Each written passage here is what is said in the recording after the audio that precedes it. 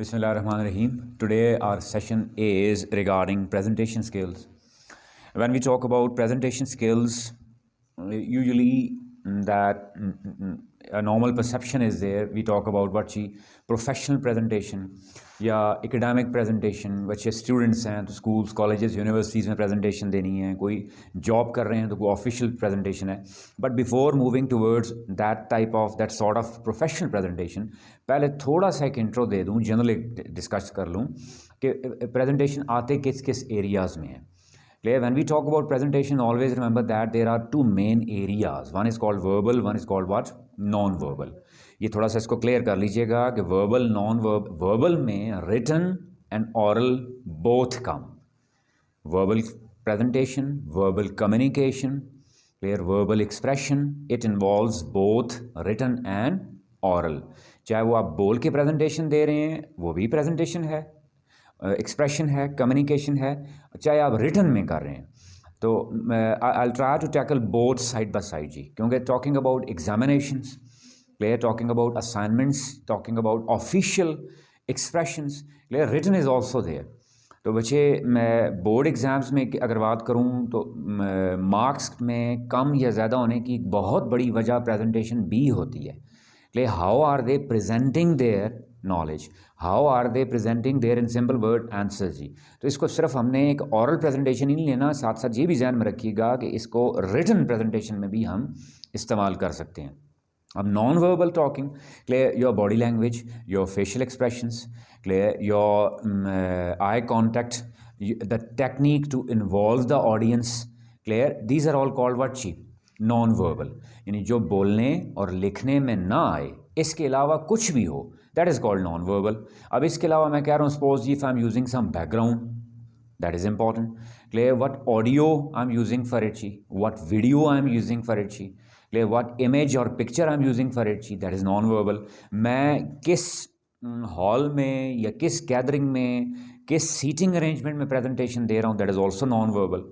Suppose मिसाल में दूँ कि मेरी presentation that is basically for suppose public, तो क्या वो पब्लिक सीटिंग अरेंजमेंट या मेरी ऑडियंस की अरेंजमेंट ऐसी है कि मेरी आवाज़ उन तक पहुंच रही है, am I audible to them, या वो किसी ऐसे सराउंडिंग में तो नहीं है जहाँ पे ट्रैफिक का कुछ शोर आ रहा है, कुछ है. These are all the parts of what ची नॉन वर्बल कम्युनिकेशन. वर्बल में कौन कौन से आगे, दो रिपीट कर रहा हूँ, written and oral. Non verbal में कौन से आगे, मेरी ड्रेसिंग, मेरे फेशियल एक्सप्रेशंस, मेरी बॉडी लैंग्वेज, मेरा आई कॉन्टैक्ट, वो एरिया जहाँ पे मैं प्रेजेंटेशन दे रहा हूँ, वहाँ की seating arrangement, clear, everything in that.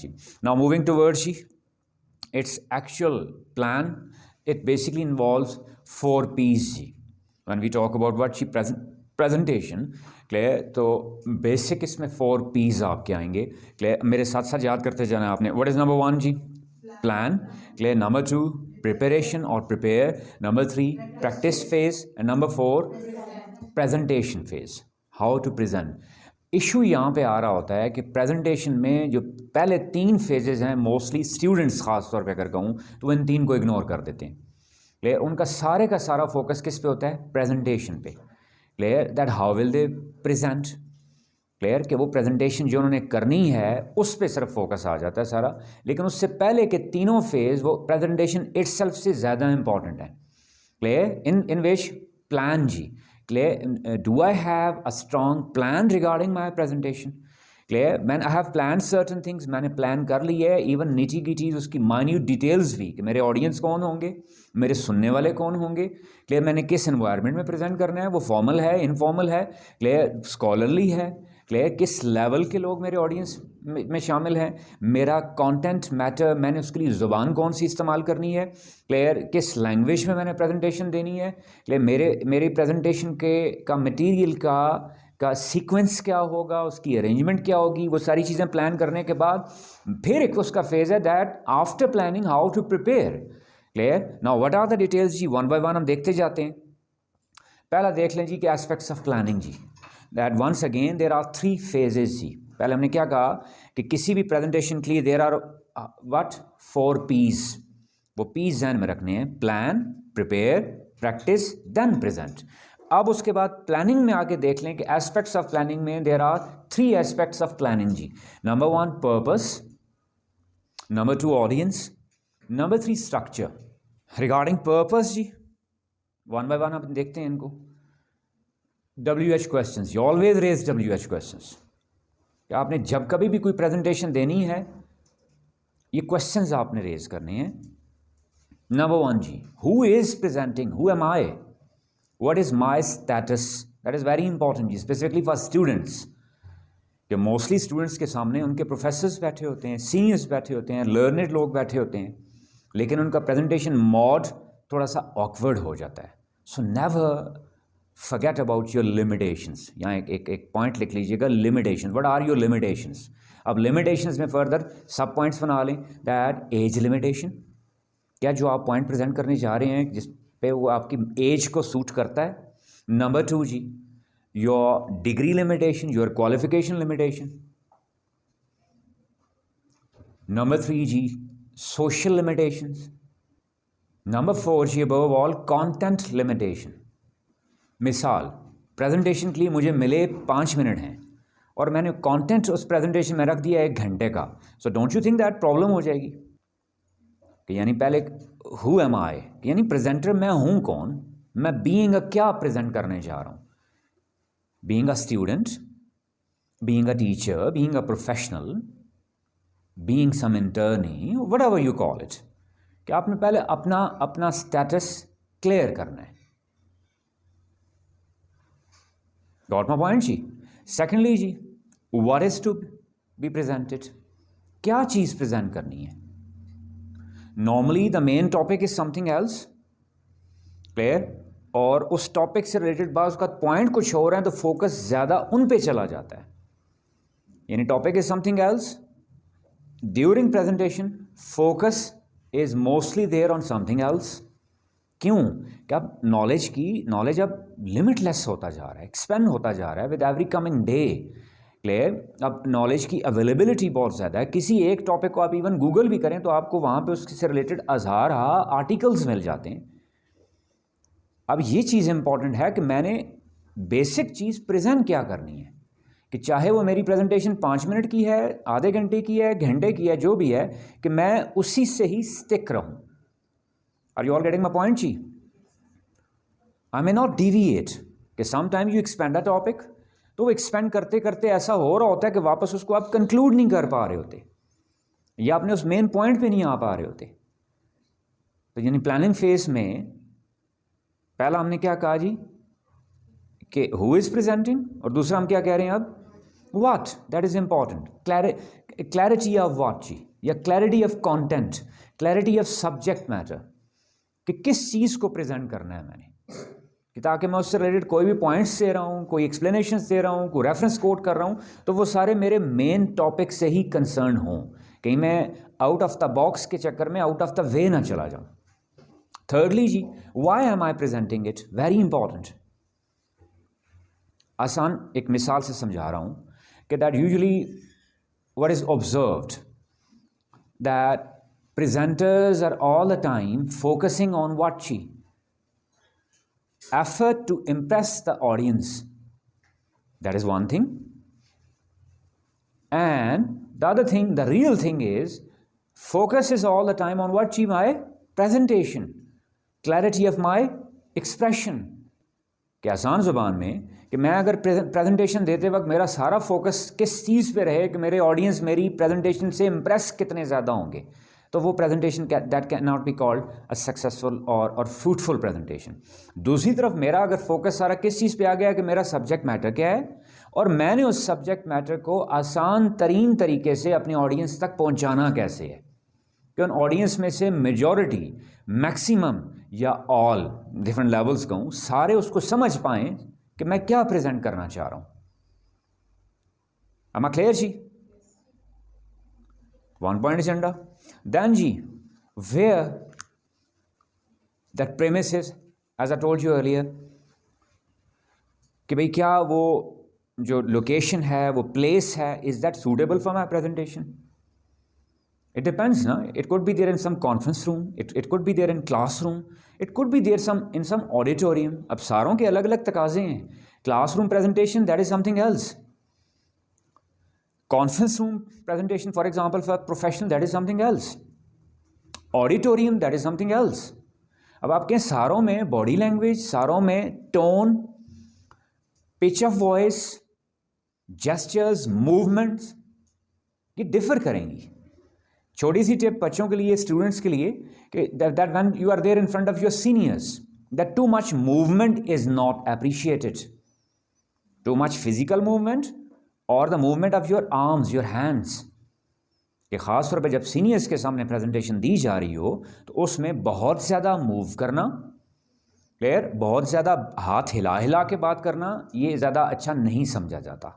ये बच्चों के लिए टिप दे रहा हूँ कि that you are facing your professors, your teachers, तो वहाँ आपका ओबीडियंस लेवल कुछ और होगा, वहाँ आपका स्टैंडिंग पोस्चर कुछ और होगा, वहाँ आपकी टोन, आपका वॉइस पिच, वॉइस आपकी quality, that will be something else. वही अगर मैं कहूँ जी अब now in a conference room, that is a professional presentation, clear, that is not just deliverance of something. Professional presentations are mostly there, what should I call it, a discussion like things, clear, जहाँ पे मोस्टली question answer session end पे नहीं बल्कि साथ साथ भी हो सकता है. और इसको ख़ास तौर पे मैं मेंशन क्यों कर रहा हूँ कि normally I have seen the students, ख़ास तौर पे even professionals, when they present something, और प्रेजेंटेशन के दौरान अगर अब्रप्टली उनको कोई क्वेश्चन आ जाए तो their whole plan gets disturbed, clear, they are not very good at confronting questions जी और रिस्पॉन्डिंग टू क्वेश्चंस जी, कि वो क्वेश्चन के आंसर के चक्कर में अपना सारा प्लान भूल जाते हैं. Clear, so you must be ready for that जी, कि अगर आपको ड्यूरिंग प्रेजेंटेशन कोई क्वेश्चन आ गया, आपने उस क्वेश्चन का आंसर रिस्पॉन्स कितने टाइम में करना है और वापस मुड़ के अपने सब्जेक्ट मैटर की तरफ कितने जल्दी जाना है आपने. तीसरा मैं कहूँ जी ऑडिटोरियम, जहाँ नंबर ऑफ ऑडियंस अब बढ़ते जा रहे हैं, फिर उसमें प्रेजेंटेशन के तकाजे कुछ और होंगे.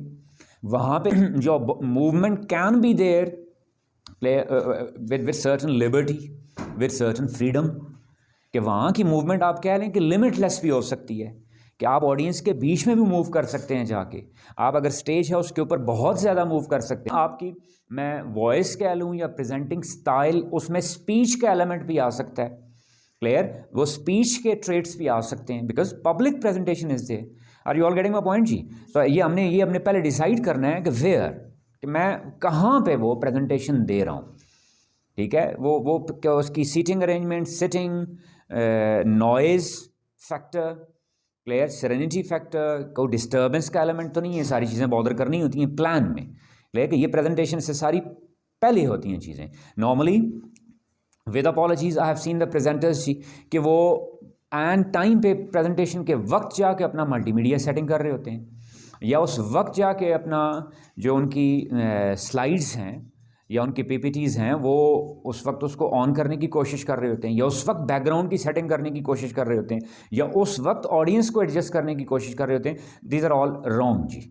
लेकिन आपने जब प्रेजेंटेशन प्रिपेयर ही करना है तो उसी वक्त आपने माइंड में एक विजुअलाइज करना होता है, आपने इमेजिन करना होता है कि आपने वो खड़े कहाँ होना है, बोलना कहाँ पे है, आपकी स्क्रीन कहाँ पे आएगी, ऑडियंस कहाँ पे होगी, फिर आपका फेस जो है वो पोस्चर किस तरफ होगा. ये सारी चीज़ें आपके प्लानिंग सेगमेंट में आती हैं. कि मैंने अभी अपनी प्रेजेंटेशन मटेरियल प्रिपेयर ही नहीं किया, लेकिन पहले ही मैं स्पेकुलेट करूँगा क्या क्या पॉसिबिलिटीज़ हैं जी.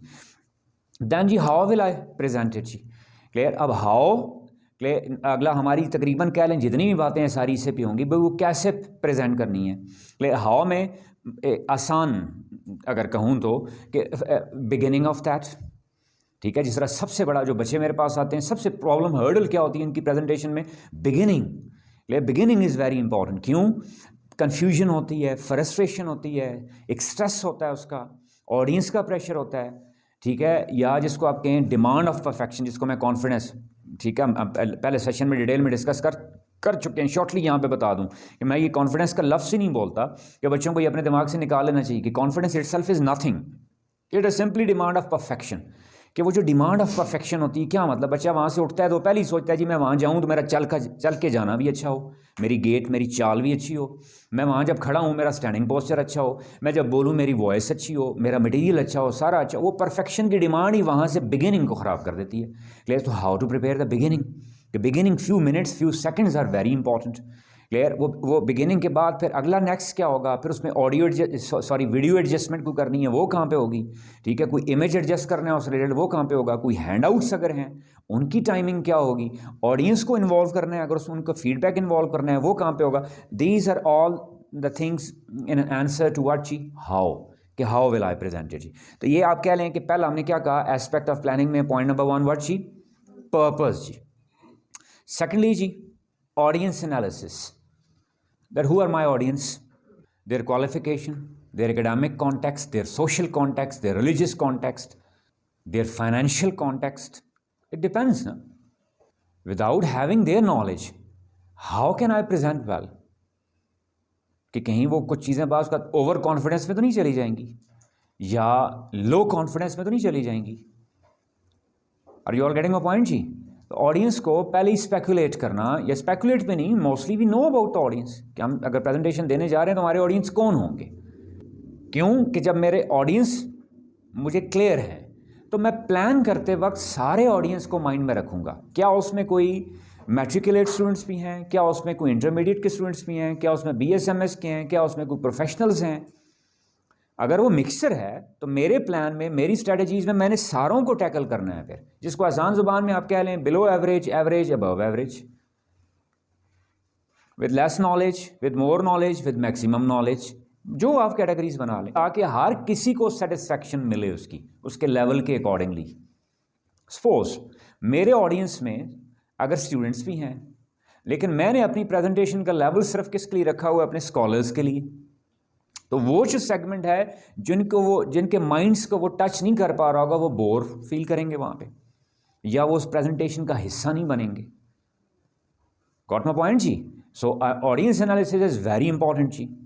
फिर उनके इंटरेस्ट ऑफ ऑडियंस जी दिमाग में रखना पड़ता है लाजमी, कि वो किस किस्म की चीज़ें मुझे अपनी प्रेजेंटेशन में रखनी पड़ेंगी जिससे क्या हो, वो प्रेजेंटेशन इंटरेस्टिंग भी हो।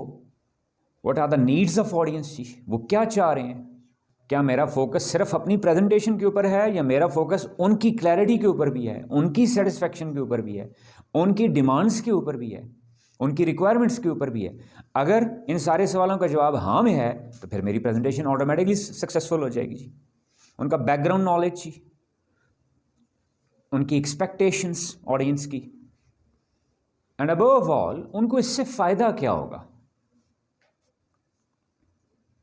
अब मैं इसमें एक सवाल उठता है कि suppose I am presenting in front of my teachers, तो मेरे टीचर्स को मेरी प्रेजेंटेशन से हाउ इज़ इट पॉसिबल, ये तो मुमकिन ही नहीं है कि दे आर माई टीचर्स, मेरी प्रेजेंटेशन से उनको क्या फ़ायदा होना है।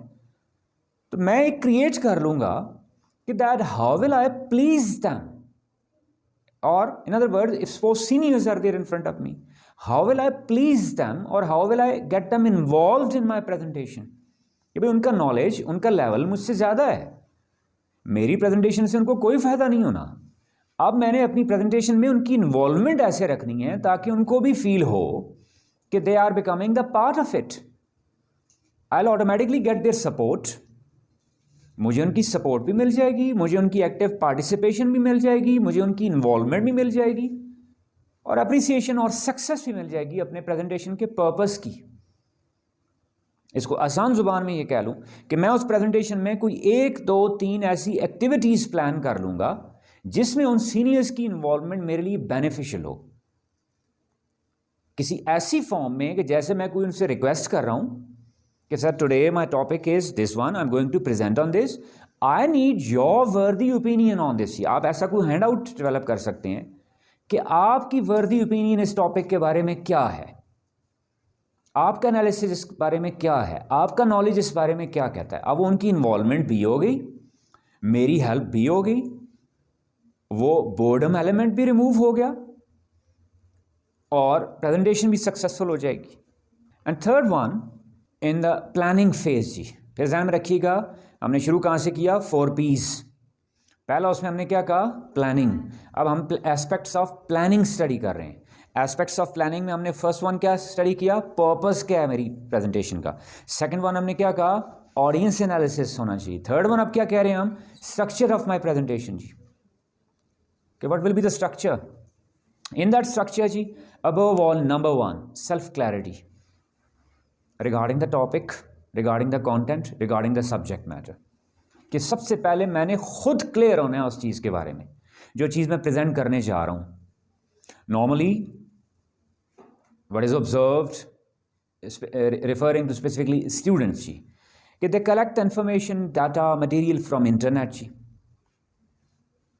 और मैं इसको कोई गलत नहीं कह रहा, कोई बुरा नहीं कह रहा, but it must B link with certain authenticity, कि वो ऑथेंटिक सोर्स से हो. लेकिन समटाइम ऐसा होता है कि वो डाटा इन्फॉर्मेशन स्लाइड्स में रखती गई, उनकी खुद से ही क्लैरिटी नहीं होती. जब मेरे सब्जेक्ट मैटर का मटेरियल के बारे में जब मैं खुद क्लियर नहीं हूं, तो मैं उसकी प्रेजेंटेशन कभी भी सही तौर पे नहीं दे पाऊंगा. पहले मुझे वो खुद टॉपिक क्लियर करना है, उसके सारे एस्पेक्ट्स को क्लियर करने हैं, सारे उसके प्रोन्स कॉन्स, पॉजिटिविटीज़, नेगेटिविटीज़, जितनी उसके बारे में डिफरेंट ओपिनियंस हैं, जितना नॉलेज मैं ये कह रहा हूँ, सारे नॉलेज को प्रेजेंटेशन में रखने का नहीं कह रहा, मैं खुद से पढ़ने का कह रहा हूँ कि पहले मैं खुद से उसको सारा पढ़ूंगा. ज़रूरी नहीं कि मैं वो सारे सेगमेंट, सारे एलिमेंट अपनी स्लाइड्स में, अपनी प्रेजेंटेशंस में रखूँ, ये ज़रूरी नहीं है, लेकिन मुझे उनके बारे में क्लैरिटी हो, रिसर्च हो मेरी उसके बारे में. और वो क्लैरिटी आएगी कैसे जी? Through research. And research emphatically request कर रहा हूँ कि जी इट मस्ट बी ऑथेंटिक, कि वो रिसर्च कहाँ से की गई, किसी नॉन ऑथर, कोई एक्सपर्ट है उस फील्ड से रिलेटेड, सम प्रोमिनेंट फिगर, उसको पढ़ के. ये नहीं कि गूगल पे मुझे जो कुछ मटीरियल मिला, कि आप गूगल पे असाइनमेंट पेपर्स भी पढ़े होते हैं, रिसर्च पेपर्स भी आम पब्लिक के पढ़े होते हैं, ठीक है. अब वो आप कहें जी किसी को उठा के आप उसको कर लें, no no no. At first you will have to check जी कि भाई इस फील्ड, आसान तरीका क्या होता है, इस फील्ड, इस टॉपिक से रिलेटेड दुनिया में नॉन फिगर्स, नॉन ऑथर्स कौन से हैं, नॉन रिसर्चर्स कौन से हैं, या उनका काम क्या है, वो आपको लिस्ट मिल जाती है. फिर आप उन नॉन में से 1, 2, 3 को पढ़ लें. What do they say about that जी? देन जी FAQs, frequently asked questions, या दूसरी जुबान में उसको आप कह लें कि एंटिसिपेशन जी, proactive approach. You anticipate, you speculate the possible questions asked by the audience, no, raised in the minds of audience. मैं फिर रिपीट करके कह रहा हूं कि आपने ये नहीं कि क्वेश्चन पूछे कौन से जा सकते हैं, नहीं नहीं नहीं. मैं एक टॉपिक प्रिपेयर कर रहा हूं, मैं ऑडियंस बन के भी उसको सोचूंगा, क्लियर, उसका एनालिसिस करूंगा कि इस पॉइंट को इलेबोरेट करते वक्त ऑडियंस के दिमाग में और कौन से क्वेश्चन उठ सकते हैं, चाहे वो पूछें ना पूछें. मैंने उन सवालों के जवाब अपनी प्रेजेंटेशन में रखने हैं. ये कहा जाता है नॉर्मली ना कि अच्छा स्पीकर वही होता है कि जब वो बात कर रहा हो तो हर ऑडियंस में से बैठे हर बंदे को ऐसे लगे कि उसने उसके दिल की बात की है, या उसने उसके दिमाग में उठने वाले सवाल का जवाब दिया है. am I clear जी? तो ये फिर एक पूरा एक इसके लिए एक काम चाहिए होगा कि आपको एक लिस्ट बनानी पड़ेगी, क्या पॉसिबिलिटीज़ हैं, क्या क्या क्वेश्चन रेज हो सकते हैं. You have to go for the answers of that. अब इसको मैं कहूँ, जिस तरह मैंने स्टार्ट में कहा कि चाहे वो वर्बल है, नॉन वर्बल कम्युनिकेशन है, रिटन है, ऑरल है, तो प्रेजेंटेशन से मुराद सिर्फ ये प्रेजेंटेशन भी नहीं होती, इंटरव्यू भी एक प्रेजेंटेशन की फॉर्म ही होती है. आप इंटरव्यू फेस कर रहे हैं तो वहाँ भी आप अपने आप को प्रेजेंट ही कर रहे हैं ना, क्लियर. वहाँ पे भी आपको क्वेश्चंस आ रहे होते हैं, आप जब उन क्वेश्चंस के आंसर्स दे रहे होते हैं, वो भी तो आपकी प्रेजेंटेशन ही है ना. गॉट इट जी? That in that you speculate, you anticipate the possible raising questions जी. Then जी handouts, preparation of what जी? Handouts, AV8s, that is very important. It's not possible for you to go for each and everything on screen. मैं फिर repeat करके कह रहा हूँ कि स्क्रीन पे हर चीज़ रखना मुमकिन नहीं होता. या आप सपोज बात उसका बोल भी रहे हैं, तो बोलते हुए आप उसका कोई डाटा कलेक्ट करना चाह रहे हैं, डाटा एनालिसिस करना चाह रहे हैं, या ऑडियंस से कोई मेंटल वर्क करवाना चाह रहे हैं, तो ये ऑरली नॉर्मली पॉसिबल नहीं होता. उसका बेस्ट वे क्या होता है कि आप सपोज मैं एक पॉइंट बोलता जा रहा हूँ, जिस तरह आपने कुछ सेशंस में नोट किया होगा, उसके साथ आपको उसका क्या मिल जाता है? Hand out.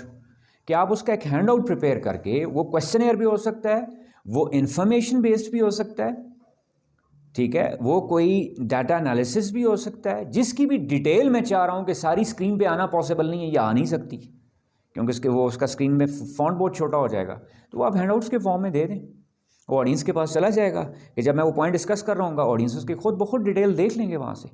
am I clear जी? या उससे रिलेटेड कोई वीडियो है, वो मेरे पास रेडी हो. गॉट द पॉइंट जी? एंड फाइनली जी minutes of your presentation. What does it mean जी? That well calculated जी. How can you go for it जी? For example, मिसाल मैं एक दे रहा हूँ ना कि थ्रू मल्टीमीडिया स्लाइड्स के थ्रू आप प्रेजेंटेशन दे रहे हैं, ये ज़रूरी नहीं है स्लाइड्स के थ्रू ही हो, मैं इसको फिक्स नहीं कर रहा।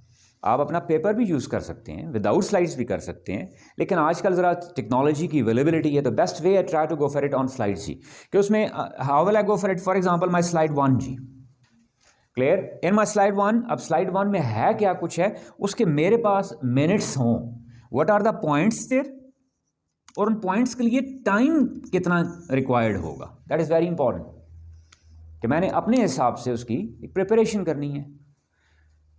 सपोज स्लाइड 1 में जी 2 points are there, point 1 it will take जी suppose 2 minutes, point 2 it will take what जी 3 minutes।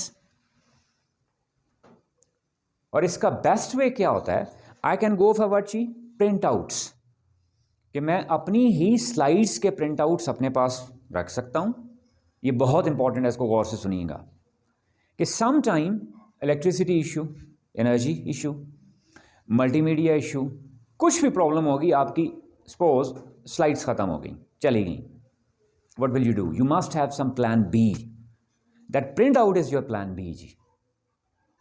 Are you all getting my point, कि आपने जो स्लाइड्स हैं उनका क्या कर रखना होता है अपने पास, प्रिंट आउट रखना होता है। अगर वो स्क्रीन ऑफ भी हो जाए, ठीक है, तो ये बाज़ औक़ात हो जाता है, it creates very funny situation, I saw it somewhere, कि स्लाइड्स बंद हो गई तो वो जो प्रेजेंटर थे या थी जो भी थी, तो वो उसके बगैर उनका बोलना नामुमकिन था, ही सिंपली रिफ्यूज्ड, उन्होंने इनकार कर दिया कि मैंने प्रेजेंटेशन नहीं देनी। क्यों? Because multimedia is not working जी। तो आप लोगों ने ऐसा कभी भी नहीं करना कि आपके पास क्या हो, उसका जो भी आपकी स्लाइड्स हैं जितनी भी हैं उसका प्रिंट आउट पड़ा हुआ उसके पास। अगर स्क्रीन ऑफ भी हो जाए तो आपके पास प्रिंट आउट है ना, वहाँ से आप अपना पॉइंट भी देखते जाएंगे। एक बात क्लियर, क्योंकि वहाँ आपका मेंटल प्लान जो है एग्जैक्ट वो वहाँ पड़ा हुआ है। यहाँ पे इसके साथ आप अपने, अब तो आपने देखा होगा इवन माइक्रोसॉफ्ट ऑफिस ने भी स्लाइड्स के साथ नीचे ऑप्शन दे दिया है जहाँ पे आप उसके नोट्स मेंशन कर सकते हैं, ठीक है, वहाँ पे भी नोट्स लिखे हो सकते हैं, और ये एग्जैक्टली आपके नोट्स यहाँ पे आ जाते हैं। मिनट्स भी आ गए,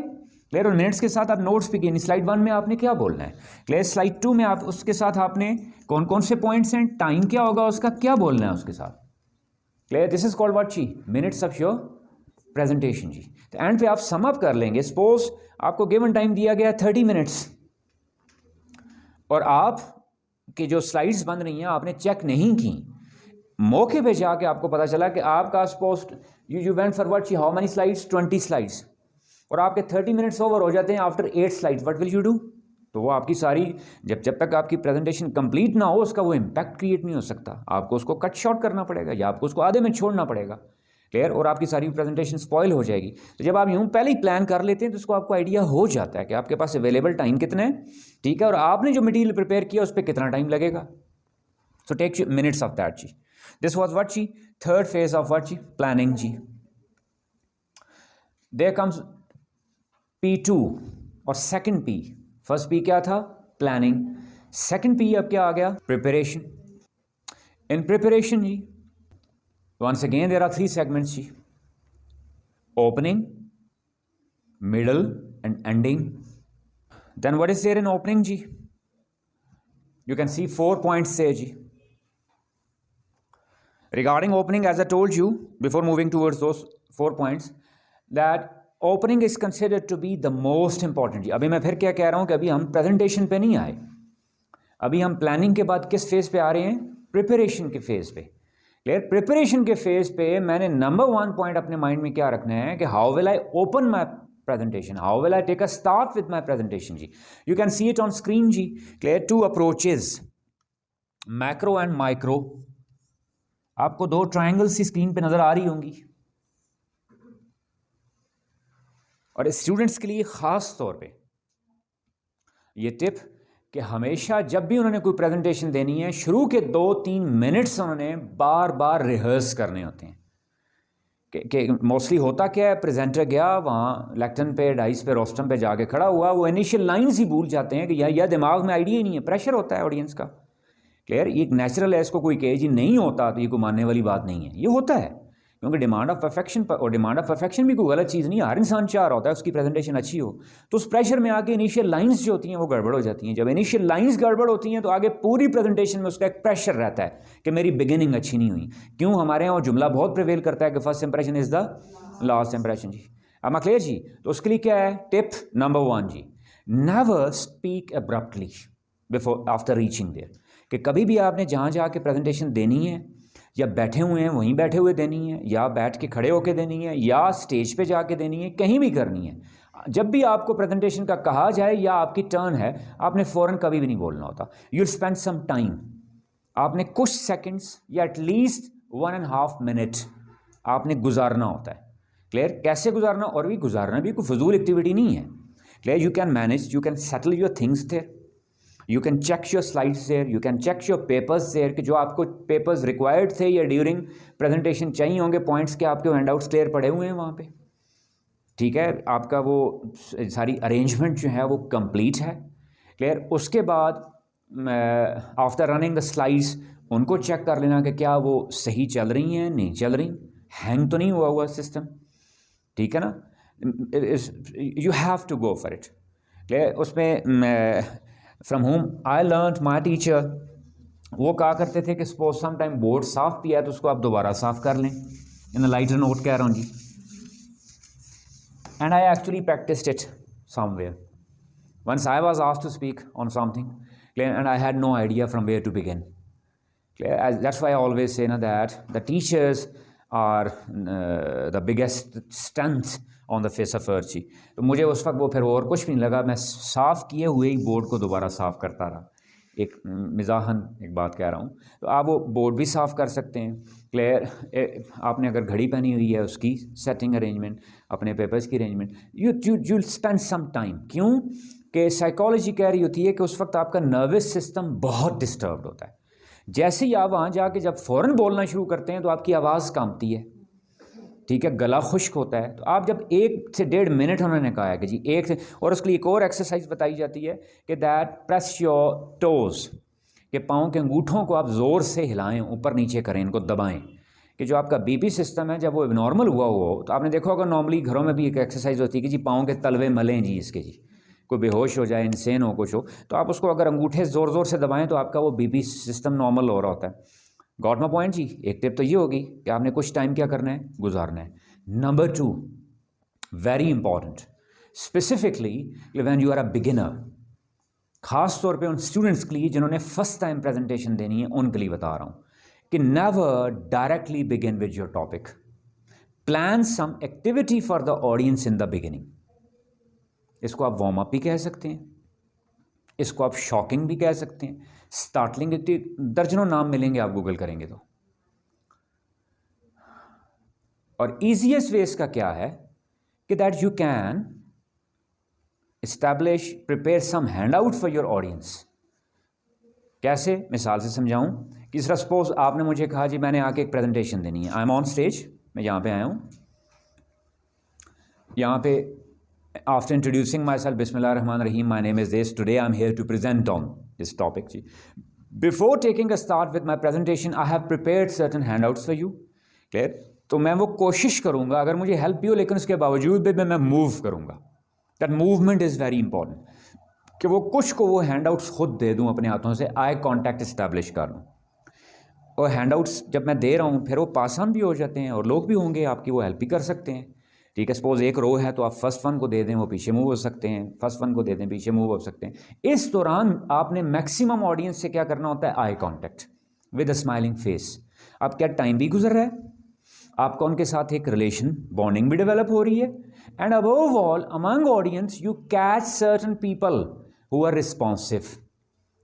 या आसान ज़ुबान में कहूँ कि कुछ लोग आपको ऐसे मिल जाएंगे बीच में कि जो आपको प्रेजेंटेशन के दौरान सपोर्ट देंगे। आप मोस्टली आई कांटेक्ट बिगिनिंग में उनके साथ कर सकते हैं। आपने देखा होगा कि जब आप कुछ बोल रहे हो कुछ हो तो कुछ ऑडियंस ऐसे होते हैं जो आपका साथ दे रहे होते हैं, आपको बकअप कर रहे होते हैं, या उनके फेशियल एक्सप्रेशन ऐसे होते हैं जिनसे लग रहा होता है कि दे आर एंजॉइंग। और कुछ ऑडियंस ऐसे होते हैं जिनके फेशियल एक्सप्रेशन देख के लग रहा होता है कि दुनिया का सबसे गलत प्रेजेंटेशन इस वक्त मैं दे रहा हूँ। कि दुनिया से सबसे गलत इस वक्त मैं ही बोल रहा हूँ, तो आपने वो जो नेगेटिव वाले हैं उनसे अवॉइड करना है बिगिनिंग में। क्लियर, आपकी बॉन्डिंग भी डेवलप हो गई। क्लियर, एक एनवायरनमेंट भी क्रिएट हो गया। वो हैंड आउट बच्चे पास को पूछते हैं जी किस तरह का हो, उसमें आप इस तरह का कर सकते हैं कि दैट देयर इन्फॉर्मेशन, और ये फीडबैक भी आ जाता है आपके पास, और लेना ज़रूरी भी होता है कि उनका बायोडाटा, क्वालिफिकेशन, ठीक है ना, their knowledge regarding that topic, there view point regarding that topic, कि जो आप जिस पे प्रेजेंटेशन देने जा रहे हैं उसके बारे में उनका क्या ख्याल है। 2-3 पॉइंट्स की फॉर्म में, आपने लंबा नहीं करना होता, वो पॉइंट्स फॉर्म में हो या येस नो की फॉर्म में हो, वो ज़्यादा बेहतर होता है कि जी what do you say about this, is it right, yes और नो।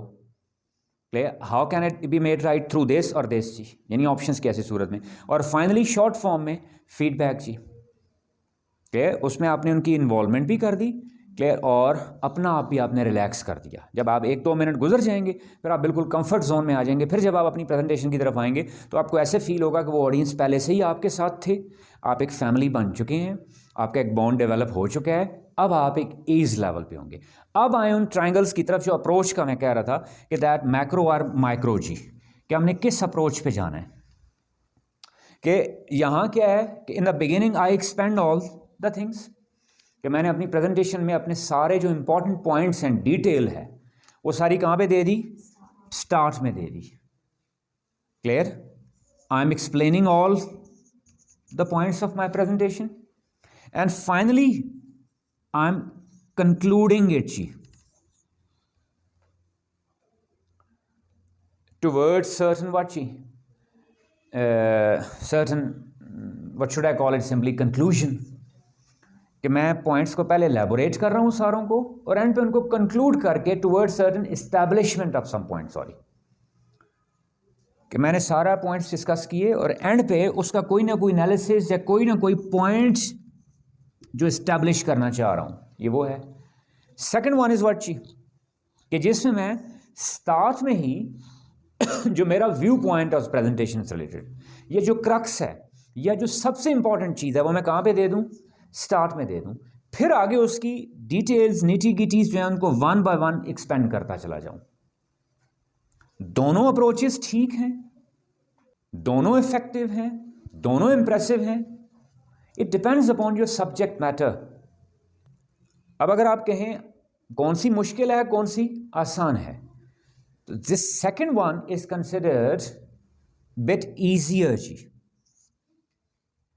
दिस अप्रोच इज, जिसमें आपने स्टार्ट में ही अपना मुद्दा माफिज ज़मीर बता दिया, स्टार्ट में ही क्रक्स बता दिया, फिर बाद में उसकी डिटेल्स आप एक्सपेंड करते चले जाएं, ये ज़रा आसान है। ये अप्रोच क्या है, जिसमें स्टार्ट में अपने सारे अलग अलग सेगमेंट्स आप डिस्कस करते हैं और एंड पे जाकर उसे किसी कंक्लूजन की तरफ लेके जाते हैं टू एस्टैब्लिश सर्टेन पॉइंट। ये ज़्यादा इंटरेस्टिंग है। क्यों? इसमें एस्पेक्ट ऑफ क्यूरोसिटी, ऑडियंस का तजस्सुस जो है वो इस अप्रोच में मेंटेन रहता है एंड तक, लेकिन it needs practice, it needs perfection जी, इट नीड्स टाइम। कि अगर if you are the beginner, आप अभी प्रेजेंटेशन, सपोज स्टूडेंट्स होते हैं वो कहते हैं सर फर्स्ट टाइम प्रेजेंटेशन दे रहे हैं, क्योंकि अनफॉर्चुनेटली कि स्कूलिंग सिस्टम में, एजुकेशन सिस्टम में मोस्टली, मैं हर एक का नहीं कह रहा, इल्ला माशाल्लाह, mostly these things are not there. कि कुछ बच्चे, अ फ्यू डेज़ बैक मैं सेकंड ईयर के एक बेटी की प्रेजेंटेशन ले रहा, तो उनका क्या पॉइंट था कि वो फर्स्ट टाइम प्रेजेंट कर रही हैं, मतलब पिछले 11 और अगर मॉन्सरी मिलाऊँ 14 साल एजुकेशनल करियर में उन्होंने कभी भी वो कोई प्रेजेंटेशन नहीं दी थी, वो फर्स्ट टाइम दे रही थी। तो अगर वो फर्स्ट टाइम वाले हैं, बिगिनर हैं, तो उनके लिए ये वाली अप्रोच बेहतर है। कौन सी अप्रोच? जिसमें आपने मेन पॉइंट अपना कहाँ रख देना है, बिल्कुल स्टार्ट में, और बाकी उसकी डिटेल्स जो हैं वो क्या करनी है, एक्सपेंड करते चले जाएं। आप एंड पे उसको कंक्लूड करें ना करें, ऑडियंस को पता होता है आपने स्टार्ट में एक्सप्लेन कर दिया था। ये this one is considered what जी, ईजियर अप्रोच, इधर आसान है। ये वाली क्या है कि जिसमें आप एक तजस्सुस रखते हैं कि आप एंड पे कहाँ इसको लेके जाएंगे, कंक्लूजन कहाँ करेंगे। क्लियर? कि आप सारे पॉइंट्स एक्सपेंड करते जाते हैं, एक्सप्लेन करते जाते हैं, और आखिर पे जाके जब उससे एक नतीजा आप निकालते हैं। गॉट इट जी? क्लियर? इसमें क्यूरोसिटी एलिमेंट ज़्यादा है, लेकिन ये थोड़ा होता क्या है, मुश्किल है कि आपने सारे पॉइंट्स को फिर एंड पे सम अप कैसे करना है, उनको कंक्लूड कैसे करना है। गॉट माय पॉइंट जी? दिस इज व्हाट जी योर रिगार्डिंग योर ओपनिंग जी। देन सेकंड थिंग जी, एस्पेक्ट ऑफ प्रिपरेशन। रिहर्सल जी, जिस तरह मैंने क्या कहा शुरू के, ख़ास तौर पे 2-3-4 मिनट आपने बार बार रिहर्स करने होते हैं। Now mobile phone is available there कि आप मोबाइल फ़ोन ही सामने रख के उसका वीडियो ऑन करके अपनी रिकॉर्डिंग करके ख़ुद ही सुन सकते हैं आप। उसमें आपको अपने फेशियल एक्सप्रेशंस, ठीक है, उसमें आपको अपनी वॉइस क्वालिटी, उसमें आपको अपना बोलने का स्टाइल, उसमें आपको अपना डिलीवरेंस, वो खुद मैन इज़ द बेस्ट जज जी, आप खुद जज कर सकते हैं उसको। फिर जी उसका वार्म अप जी, शॉक ह्यूमर वीडियो, जिस तरह मैंने कहा, मैंने एक मिसाल हैंड आउट की थी कि स्टार्ट में दें, आप उसकी जगह वीडियो भी रख सकते हैं कोई ना कोई शुरू में, ऑडियंस को स्टार्ट के टाइम में इंगेज करने के लिए या अट्रैक्ट करने के लिए। गॉट द पॉइंट जी। And last thing regarding beginning जी, इंथुजियास्टिक स्टाइल, कि मैं ओपनिंग में, बिगिनिंग में अगर मेरे एक्सप्रेशंस डल हुए, मेरे एक्सप्रेशंस अगर क्या झिझक वाले हुए, एंड मेरे एक्सप्रेशंस क्या कन्फ्यूजन वाले हुए, तो मेरी आगे प्रेजेंटेशन का सारा इम्पैक्ट जो है वो कमज़ोर पड़ जाएगा। अब टिप उसकी क्या है, उसका हाउ टू हाइड जी। अब बच्चे पूछते हैं सर हेजिटेशन तो होती है, कन्फ्यूजन तो होती है, फ्रस्ट्रेशन तो होती है, वरना कन्फ्यूज्ड होता है, तो क्या किया जाए? Smile is the best tool to hide your confusion. कि आपने अपना एनर्जी लेवल शो करना होता है, स्टार्ट में आपकी voice quality must be full of energy, the way you enter full of energy. आप इवन इसकी भी रिहर्सल कर सकते हैं कि प्रेजेंटेशन से पहले how will you enter that. Even एक बहुत इंपॉर्टेंट बात बताना चाह रहा हूं कि अगर वहां पे स्टेयर्स हैं, ऐसा तो कभी भी मुमकिन नहीं होता कि आप किसी जगह गए हैं तो आपको वो लोकेलिटी फॉरन, बहुत कम होता है, mostly you know about the places जी। Clear, you must bother the hurdles. इसको माइंड ना कीजिएगा, लाइटर नोट में मजाहन एक कह रहा हूँ मैं। कुछ बच्चे मैंने देखे, कुछ जब उनको प्रेजेंटेशन का कहा जा रहा होता है, जाते जाते पहले वो कुर्सियों से अटक रहे होते हैं, कुर्सियों से टकरें लग रही होती हैं उनकी, या अगर सीढ़ियाँ हैं तो उस पर ठुडे लग रहे होते हैं। मोस्टली स्टेज पे आपने देखा होगा। Clear, that I learn it from my seniors, from my teachers, they taught me कि भाई आपने अगर स्टेज पे जाना है तो आपने स्टेज को पहले देख लेना है गौर से कि वो स्टेज कितनी है, क्या वो स्टेयर के आपका वो 1 फुट पाँव से ज़्यादा का वो गैप है तो इजी कंफर्टेबल आप है, ठीक है, या सीढ़ियाँ चढ़ते हुए ठुडे ना लग रहे हों। Every minute thing is very important. These are what ji aspects of preparation. In aspects of preparation, first thing we talked about what ji opening. Second thing ji middle. It must be coherent ji. It must be coherent. Coherent क्या कहा है मैंने? यानी point number 1 उसी से ही क्या हो रहा हो पॉइंट नंबर 2, आपस में रिलेशन हो उनका। पॉइंट नंबर 3 रिलेशन हो आपस में उनका। पॉइंट नंबर 4 ऐसा ना हो कि point 1 totally different, point 2 totally different, आपस में रब्त हो जी आसान तरीन ज़ुबान में। क्या आपने अपना, जब मैं फिर कह रहा हूँ, अभी हम क्या कर रहे हैं, प्रिपरेशन, एस्पेक्ट्स ऑफ प्रिपरेशन, कि मैंने प्रेजेंटेशन प्रिपेयर करनी है, तो उस प्रिपरेशन करते वक्त ये सारे माइंड मैंने दिमाग में रखने हैं कि उसकी ओपनिंग कैसी होगी, फिर वो क्या वो कोहेरेंट है, उसका मिडल जो है उसमें रब्त है पॉइंट्स में आपस में, या बेरब्त बेहंगम आइडियाज तो नहीं है कहीं। लेकिन some time make it very clear कि कुछ ऐसा होता है कि कुछ टॉपिक्स ऐसे हैं जिनकी प्रेजेंटेशन में आपको मल्टीपल पॉइंट्स डिस्कस करने पड़ रहे होते हैं, तो उसका बेस्ट टूल क्या है जी, कि that you will give your plan in the very beginning जी। ये जरा लिख लीजिएगा अपने पास जी, to your audience, plan for your audience, कि आपने मल्टीपल चीज़ों को टारगेट करना है। ये तो मैंने आपको क्या कहा, कोहेरेंट कहाँ पे होगा, जब टॉपिक एक ही है, उस टॉपिक की ही मुख्तलिफ एक्सटेंशन है, मुख्तलिफ डायमेंशन है, मुख्तलिफ पॉइंट्स आप डिस्कस कर रहे हैं, वहाँ तो आपस में रब्त रखना आसान है। अब सम टाइम ऐसा है, सपोज आपने 2-3 डिफरेंट चीज़ें डिस्कस करनी है, तो आपने अपनी प्रेजेंटेशन के बिल्कुल बिगिनिंग में ही अपने ऑडियंस को प्लान दे देना है कि at first you will talk about this A, then you will talk about what जी B, then you will talk about what C, ताकि उनको क्लियर पता हो। और बीच में भी मिड आपने बार बार उसको रिपीट करना होता है कि भैया प्लान ए डिस्कस होगा, फिर बी होगा, फिर क्या होगा, सी होगा। गॉट माय पॉइंट जी। देन जी रीकैप्स जी, आपने बीच में क्या देने होते हैं, रीकैप्स, जिस तरह हम अभी कर रहे हैं। क्लियर, अभी का recap, respected ma'am, you will go for it. Recap of that, whatever we discussed up till now. We talked about what, G? 4 P's. 4 P's of presentation, ये रीकैप एग्जांपल दे रहा हूँ। पहला पी क्या है जी? प्लानिंग, फिर क्या है? प्रिपरेशन, फिर क्या है? प्रैक्टिस, फिर क्या है? Presentation. Clear? In planning phase जी, how many points were there? Decided 3 or 4? 3. What were those 3 जी? One by one please. Purpose of planning or presentation, audience of presentation, and structure of presentation. Am I clear जी? Then we talked about what जी? Preparation phase जी. In preparation phase जी we talked about 3. One is what? Opening, then beginning, and now we are talking about what जी? Middle जी. In middle we said what जी? That recaps must be there during your presentation जी. And fourth and final thing what जी? Visual aids. That your arguments are, because we are living in 21st century. Now even just visual communication is considered to be the strongest. Even people are not in a mood to use words. You must have seen certain advertisements. And presentation is what? You're presenting something. No? Advertisement is also what? A presentation. That they don't use words there.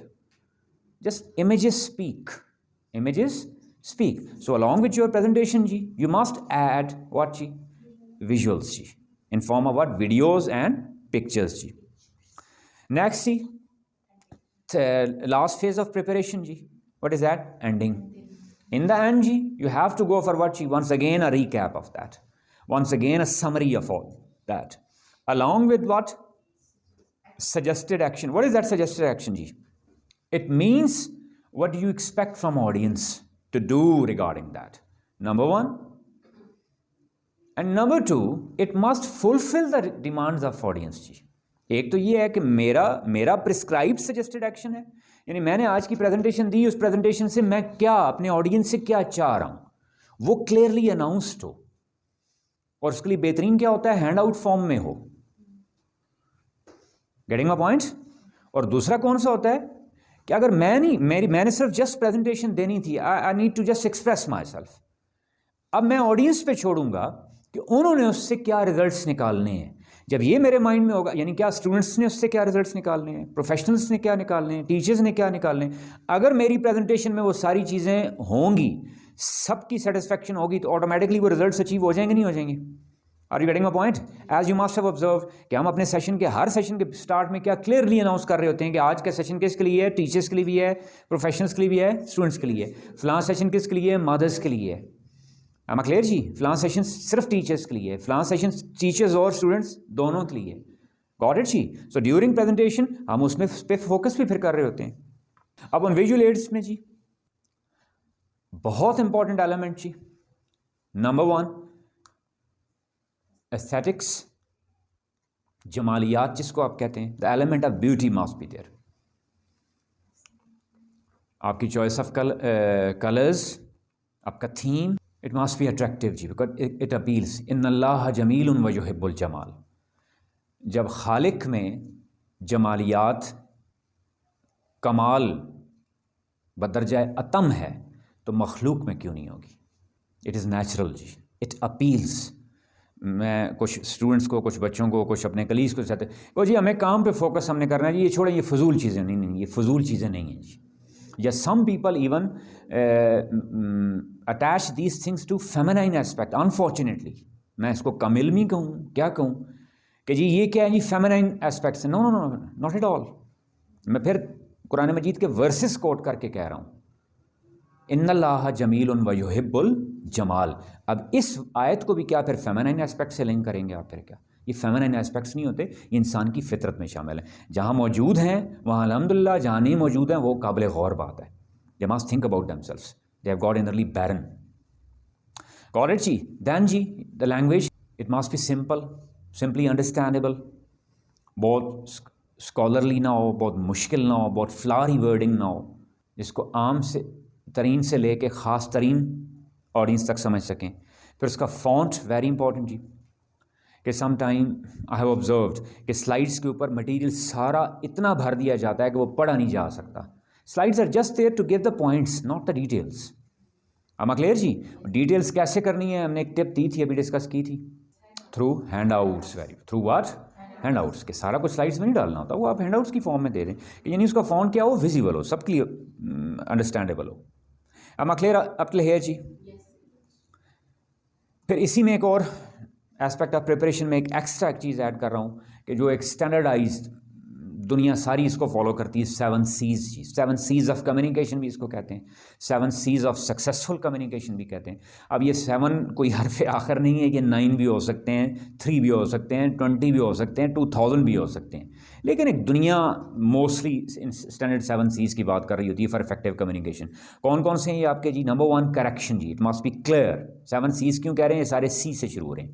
पहला कौन सा है जी? Correct. पहला क्या है जी? Correct, कि whatever is there it must be correct, it must be authentic, clear. उसमें पहले पिछले सेशन में डिटेल में बहुत डिस्कस किया, अभी शॉर्टली यहाँ कह दूँ कि हमने सब्जेक्टिव अप्रोच में नहीं जाना, very important specifically for the students जी, कि during presentations when you are asked, when you are demanded for it, then go for it. Otherwise आपने ये मॉड नहीं करना होना कि अकॉर्डिंग टू मी या आई थिंक, आई बिलीव, मेरे ख्याल में, आपने ऐसा नहीं करना होता। आपने क्या करना होता है? It is thought, it is believed, आपने उसको ऑब्जेक्टिवली डिस्कस करना होता है। हाँ, जब आपसे सब्जेक्टिविटी डिमांड की जाए, आपसे क्वेश्चन ऐसा पूछा जाए कि जी आपके ख्याल में ये क्या है, क्लियर, फिर भी आप उसको किसी अथेंटिक सोर्स के साथ लिंक कर सकते हैं। इस बात को बड़ा इंपॉर्टेंट है, समझिएगा कि मेरे ख्याल में ऐसा है क्योंकि मैंने इसको फलां बुक में ऐसे पढ़ा था, मेरे ख्याल में ऐसा है क्योंकि मैंने अपने टीचर से इसको ऐसे पढ़ा था। am I clear जी? यानी फिर भी आपने अपनी सब्जेक्टिविटी को किसी ऑब्जेक्टिव के साथ लिंक कर दिया है, दैट मस्ट बी करेक्ट जी, that is the proof of your correction, proof of your what जी, that exactness. am I clear जी? नंबर 2 जी, clarity, self clarity and clarity of audience. आपको भी क्लियर हो पहले और ऑडियंस को भी क्लियर करवाना है। होता क्या यूजुअली कि the focus is all the time on what जी? Deliverance. I am just delivering जी, whether they are getting it or not, none of my business. No, not at all ji, just joking. That is my business in presentation, that is my above all my business, कि मेरे audience में से हर को वो clear होना चाहिए, my demand। मैं अभी क्या कह रहा हूँ, हर को क्लियर होगा नहीं होगा, I am not talking about that, होना चाहिए, मेरा फोकस इस पे हो जी, क्लैरिटी जी। दैन जी कर्टिसी जी, as I told you in the beginning, आपके सीनियर सारे सामने बैठे हुए हैं, you are presenting, you must never forget what? Courtesy. I have observed many presenters while presenting something, they forget the limitations of what? Courtesy. They start argumenting. मिसाल students के लिए ख़ास और बच्चों के लिए समझा रहा हूँ कि बहुत का आप प्रेजेंटेशन दे रहे हैं, हालांकि प्रेजेंटेशन के उसूल ये होते हैं कि क्वेश्चन आंसर एंड में होते हैं, लेकिन हमारे यहाँ अनफॉर्चुनेटली अभी को कह लें कि हो जाता है, अवेयरनेस की कमी कह लें, या उस पर उतनी कोई डिटेल नहीं होती कि दरमियान में भी क्वेश्चन शुरू हो जाते हैं, तो क्वेश्चन डिबेट की फॉर्म अख्तियार कर जाते हैं और उस डिबेट में झगड़ा बन जाता है, जो जहाँ पे दो पार्टीज, स्पीकर और लिसनर, इस पॉइंट पे आ जाते हैं कि कौन ठीक और कौन गलत है। am I clear जी? अब स्टूडेंट्स के लिए टिप दे रहा हूँ उसमें कि what is the best way out, suppose you are facing certain situation, कि क्वेश्चन आया नंबर 1 तो ये है कि जी we will discuss, if you don't mind kindly keep noting down the questions, we will discuss this question in the end. अगर फिर भी वो इस चीज़ पे इसरार करें तो उसका क्या होता है कि that you may give the answer shortly and move ahead with your presentation topic. मैं फिर क्या कह रहा हूँ, शॉर्ट आंसर दे के प्रेजेंटेशन टॉपिक पे जाना है। अगर आर्ग्यूमेंट वाली सिचुएशन बन रही है, clear, and you think that you are right, the other person is wrong, तो फिर क्या आंसर आपका होगा कि that whatever you are saying it might be right, I will check it again, in my view it is like this, in your view it is like opposite to this, I'll check it again, move ahead। एक बात। दूसरी बात, और अगर आपको लग रहा हो कि आप ऑनेस्टली, अगर आपको लग रहा हो आपका पॉइंट क्या है गलत है और अगले का पॉइंट क्या है ठीक है, तो इन front of audience be brave, कि सबके सामने आपने क्या कहना होता है फिर? Thank you, I stand corrected, I stand corrected, my mistake, my apologies. उसमें कुछ झगड़ा जिद नहीं करनी होती इंसान ने। अगर अगले का पॉइंट आपको लग रहा है वो ठीक है, या ऑडियंस में से मेजॉरिटी उसको सपोर्ट कर रहे हैं, वो पॉइंट कह रहे हैं ठीक है और आपका पॉइंट क्या है गलत है, तो आपने फ़ौरन मान लेना होता है वहाँ पे, आई स्टैंड करेक्टेड जी। am I clear जी? दिस इज कर्टिसी जी। कंसिडरेशन जी, well considered, well thought, rethought, plan, replan, check, रीचेक्ड।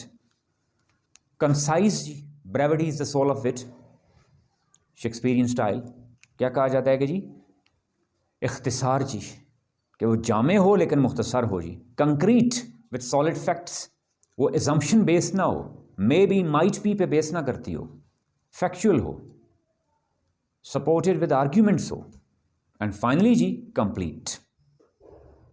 It must be complete, और वो कंप्लीट तभी होगी जब, मैं फिर कह रहा हूँ आपको कि पीछे आपने उसके मिनट्स निकाले हुए होंगे, कि जो मोस्टली बच्चों को देखा गया है यूनिवर्सिटीज़ में, इवन प्रेजेंटेशंस का टाइम उनको मिला सपोज 5 मिनट, उन्होंने प्रेजेंटेशन कितनी प्रिपेयर की हुई है 20 मिनट्स की अननोइंगली। क्यों? उन्होंने अपने मिनट्स कैलकुलेट ही नहीं किए थे, रिहर्स ही नहीं किए थे।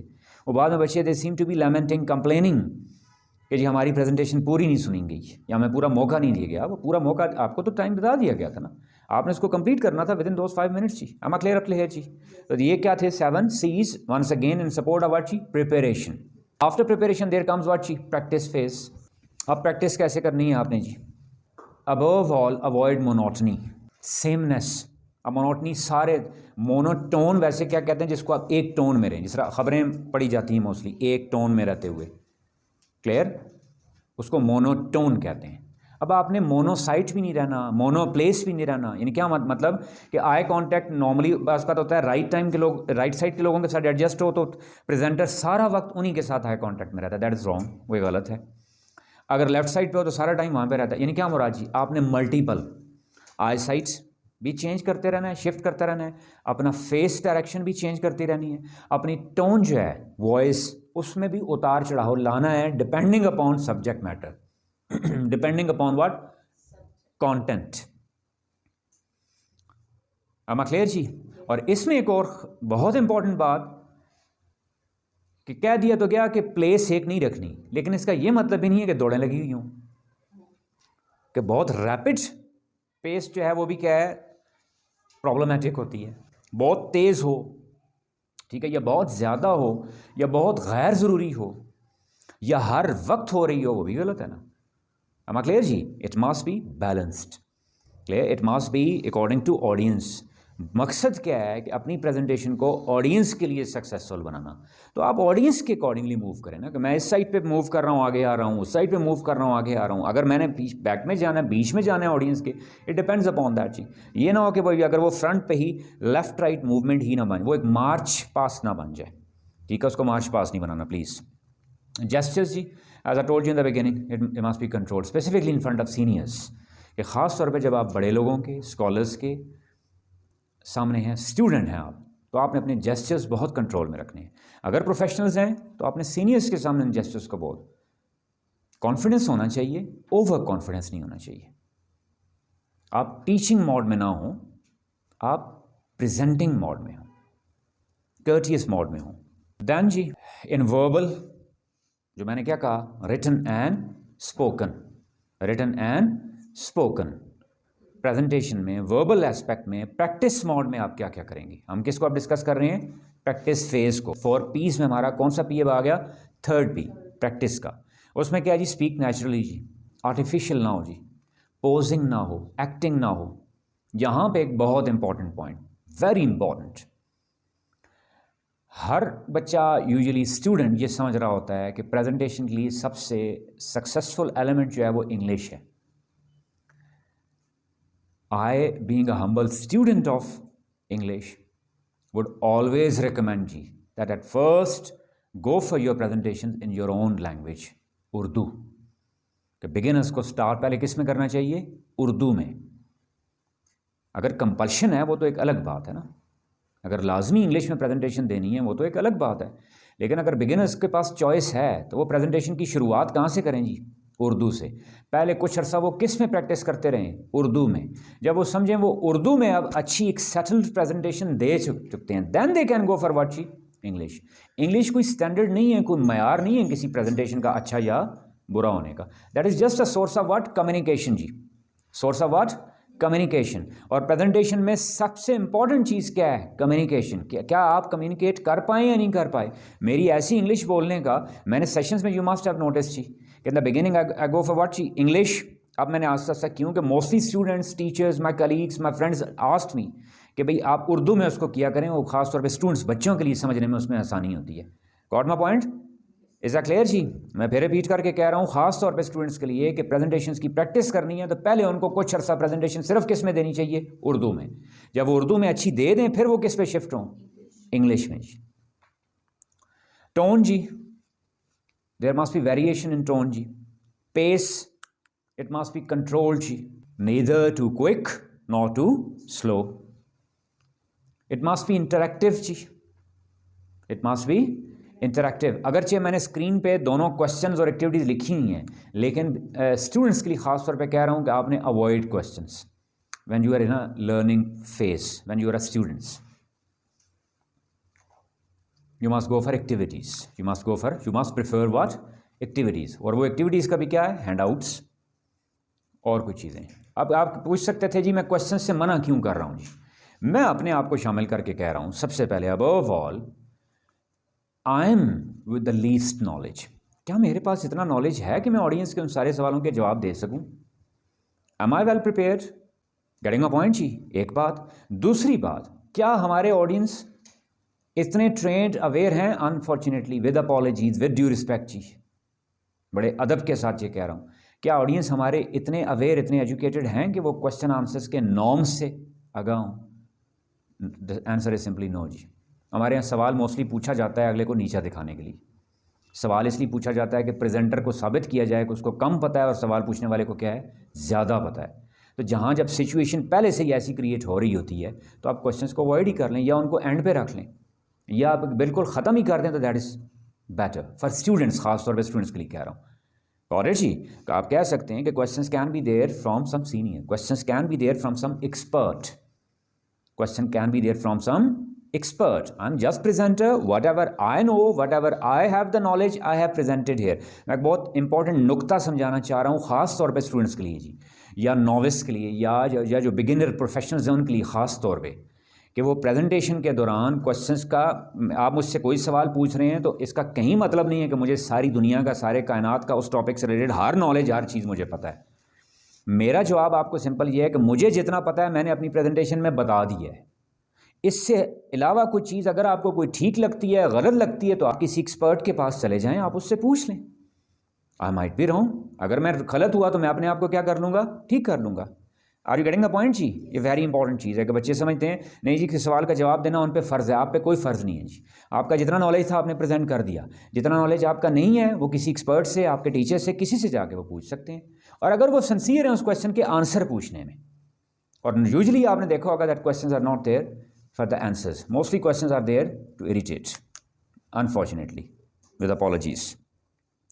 Then जी, speak for audience जी, not speak that अपने आप के लिए नहीं बोलना होता। ये नहीं है कि मैं बस बोल जाऊँ, मैं डिलीवर कर जाऊँ, अगले को समझ आई है या नहीं आई। अब इसका चेक करने का तरीका क्या है? Facial expressions of audience. am I clear जी? that gestures of audience जी, movement of audience जी। if the audience are fidgeting, if the audience start yawning, it means that my presentation is not good. There comes the final G. Final P. What was the first P? Planning.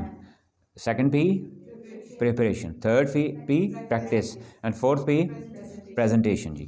So in presentation जी, अब यहाँ एक lighter note में आपने देखा होगा सबसे ज़्यादा आप फोकस किस पे कर रहे होते हैं? इस चौथे पी पे। हालांकि सबसे ज़्यादा इंपॉर्टेंट कौन से हैं? पिछले तीन पी। पिछले तीन पी जिस बच्चे के, जिस प्रेजेंटर के जितने स्ट्रांग होंगे उतनी उसकी प्रेजेंटेशन अच्छी हो जाएगी। और अनफॉर्चुनेटली वो पिछले तीन पी टोटली इग्नोर्ड होते हैं। कौन से? प्लान वाले, प्रिपरेशन वाले, प्रैक्टिस वाले। सारा फोकस किस पे होता है? प्रेजेंटेशन पे। ये तो फाइनल है। दिस इज आउटपुट जी, जो आपने इनपुट करनी थी, जो आपकी एफर्ट थी, वो तो उन तीन पीस पे है। आपकी इस पे एफर्ट नहीं है, ये तो अब उसका रिजल्ट है। क्या है जी? स्टेज फियर जी। अगर if I ask you, how many of you are there with stage fear ji? Raise your hands. If you think that you don't have the stage fear, and when you think that you have the stage fear, the very acceptance is a solution. मैं एक मिसाल दे रहा हूँ। Once I was there somewhere to present जी, मैंने कहीं present करना था, मुझसे पहले किसी और प्रेजेंटर ने आना था। मैं भी कंफ्यूज था, एक क्राउड ऐसा था या ऑडियंस ऐसे थे, मोस्टली बहुत हाईली क्वालिफाइड लोग, ठीक है। मुझसे पहले जो आए उन्होंने आके जब प्रेजेंटेशन स्टार्ट की तो स्टार्ट में थोड़ी उनको प्रॉब्लम हो रही थी। उन्होंने एकदम अपनी प्रेजेंटेशन रोक के ओपनली ऑडियंस को कह दिया कि don't mind, I am confused. इतने बड़े बड़े पढ़े लिखे लोग बैठे हैं, मैं क्या हूँ, टोटली क्या हूँ, कन्फ्यूज्ड हूँ। अगर मुझसे कोई गलती हो तो kindly forgive me. Are you getting my point? उसका फ़ायदा उनको क्या हुआ कि जो आगे लोग बैठे थे वो सही मानों में पढ़े लिखे थे, they all bucked him up. उन्हें कहा no, you are doing well, superb. उन्हें हो सकता है कि पहले वो क्रिटिकल पॉइंट ऑफ व्यू से उस प्रेजेंटर को जज कर रहे हो, अब उन्होंने कैसे जज किया है, सपोर्टर। मैं फिर क्या कह रहा हूँ, उनकी एक्सेप्टेंस ने, उनकी लाउड एक्सेप्टेंस से ऑडियंस को क्रिटिक्स से हटा के क्या बना दिया, सपोर्टर बना दिया। Got my point? ये तो क्या है कि एक्सेप्टेंस पब्लिकली। ऐसा भी मैं नहीं कह रहा कि सारे बच्चे जाके हर जगह खड़े होकर कह देंगे जी प्लीज़ मैं बहुत कंफ्यूज हूँ, मुझे सपोर्ट क्लियर, कहीं ऐसा भी ना शुरू हो जाए। कहने का क्या मतलब कि भैया मैंने एक्सेप्ट कर लिया, ठीक है, अंदर ही अपने जहन में, अपने दिमाग में, मैं बता नहीं रहा किसी को, वो एक्सेप्टेंस ही मेरे सारी मसलों को हल कैसे भी कर देगी। एक्सेप्ट कर लिया, इसका मतलब है फिर मेरी आवाज़ भी इतनी अच्छी नहीं होगी, खैर है, मेरा मटीरियल शायद इतना अच्छा ना हो, खैर है। वट एवर आई कुड, मैंने प्रिपरेशन में, मैंने प्रैक्टिस में, मैंने प्लानिंग में बहुत मेहनत की है, जितना मैं कर सकता हूँ उतना मैं करूँगा। Are you getting my point जी? उससे आपका फियर रिड्यूस या मिनिमाइज हो जाएगा। आप मेरा पॉइंट समझ रहे हैं? फियर पैदा कहाँ से होता है? जब मैं उठ के वहाँ से आया हूँ, मैंने दिमाग में क्या बात रखी जी, मैं स्टेज पे जाऊँ, मेरी आवाज़ भी बेहतरीन हो, मेरा बोलना भी अच्छा हो, मेरा मटेरियल भी अच्छा हो, हर चीज़ परफेक्ट हो। ये परफेक्शन की demand itself is called stage fear. Demand of perfection is itself called what she hesitation. इसी को ही हेजिटेशन कहते हैं। और इसको मैंने ख़त्म कैसे किया? मैंने एक्सेप्ट कर लिया कि खैर है भाई, मेरा जितना अच्छा प्रेजेंट हो गया तो ठीक है, मैंने मेहनत अपनी की है, मैंने ऑनेस्टली काम किया है, जितना अच्छा हो गया हो जाएगा, जितना ना हुआ I try to improve that जी। गॉट माय पॉइंट जी? That is the tip to remove that जी। देन जी इन प्रेजेंटेशन जी, do bother both verbal and non verbal. In verbal जी, your language, your choice of words, your selection of sentences, your courtesy level, your limitations. मैं बार बार limitations पे बहुत focus कर रहा हूँ जी। Your age limitation, your degree limitation, your knowledge limitation, your society limitations.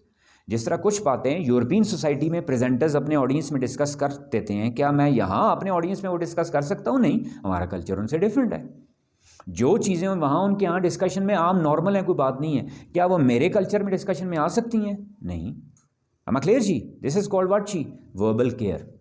Non verbal जी, जैसे मैंने क्या कहा, tone, my movement, feet movement, hand movement, my facial expressions, everything जी। और अब इन सारी चीज़ों को एक सेकंड के लिए आप, ये तो सारा क्या था, ऑरल प्रेजेंटेशन, इसी को आप कन्वर्ट कर दें किसमें, रिटन प्रेजेंटेशन में भी। रिटन प्रेजेंटेशन में एक मिसाल एंड पे छोटी सी देता हूँ स्टूडेंट्स के लिए। ऐसे राइटिंग आपकी क्या होती है basically, your presentation. Even competitive exams में, जो सिविल सर्विसेज का एग्जाम है, उसमें भी जो सबसे इंपॉर्टेंट सेगमेंट होता है वो कौन सा होता है, ऐसे राइटिंग का। क्यों? That is basically your presentation there. am I clear जी? अब वो वहां पे कौन सी प्रेजेंटेशन होती है आपकी, रिटन प्रेजेंटेशन। जो आइडियाज, उसके लिए अलग हम एक सेशन करेंगे, how to write a good essay, या how to go for composition, how to go for creative writing, वो हम करेंगे। ये किसके लिए थी आपकी जी, ऑरल प्रेजेंटेशन के लिए।